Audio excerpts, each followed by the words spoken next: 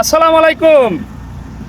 মাল্টিগ্রাফটিন এক গাছে 3 জাত 5 জাত 6 জাতের আম খাওয়ার মন চায় আপনাদেরও আমারও, কিন্তু এই গাছটাকে তো তৈরি করতে গেলে এর গোড়ায় কিন্তু ডিউটি করতে হয় ভাই। এই যে দেখেন, এক গাছের মধ্যে 3 জাতের মাল্টিগ্রাফটিন করা হয়েছিল, ট্রি টেস্ট, ব্যানানা, চাকাপাত।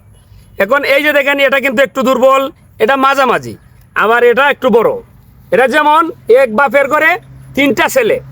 এখন এই 3টার মধ্যে এটা কিন্তু বেশি বাইরে গেছে, এই 2টা বাড়তেছে না। এখন আমার কি করতে হবে?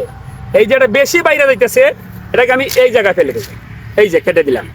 এখন যেটা বেশি বাড়তেছে এটা আর খাবার টানতে পারবে না, আর যে 2টা একটু ঝিমিয়ে যাচ্ছে এই 2টা কিন্তু এখন খাবার পাবে, খাবার টানতে পারবে।